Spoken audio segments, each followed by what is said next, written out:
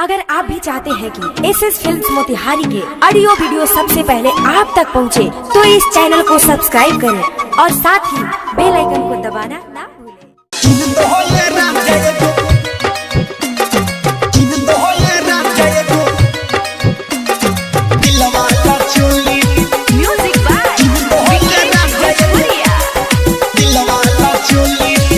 से ले लंदू गवना करा के आज ले न दे लो एगो कुछ ले आके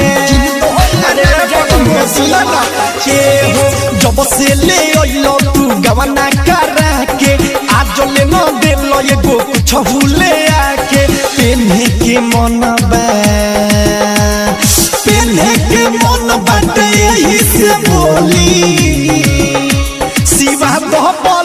एगो दिलवाला चोली तू किन दहे राजा एगो दिलवाला चोली शिवा दहे पियौ एगो दिलवाला चोली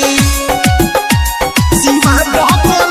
एगो दिलवाला चोली सौरभ डिजिटल रिकॉर्डिंग स्टूडियो दिलवाला चोली किन दहे राजा एगो दिलवाला चोली बरकी दे दिन से लई हनु कह के आइल बार बंगलोर से कमा के बरकी दे दिन से लई हनु कह के आइल बार बंगलोर से कमा के देखी के हंसता में पूरा गाँव टोली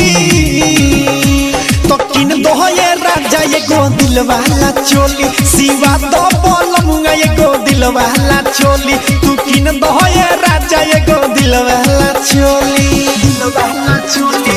किन दहे राजा एगो किन दहे राजा एगो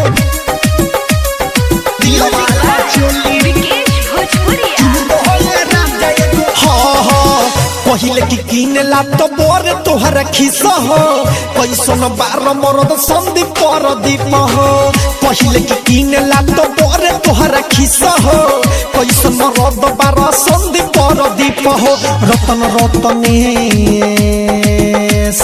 सौरभेश्वर गौरव से कैसे बोली शिवा दो बोलमुआ एगो दिलवाला चोली तू किन दहे राजा एगो दिलवाला चोली शिवा दो पियौ एगो दिलवाला चोली जब से ले ओइलो तू गवना करा के आज ले न दे लो एगो कुछ ले आके पेन्हे के मन बा पेन्हे के मन बाटे यही से बोली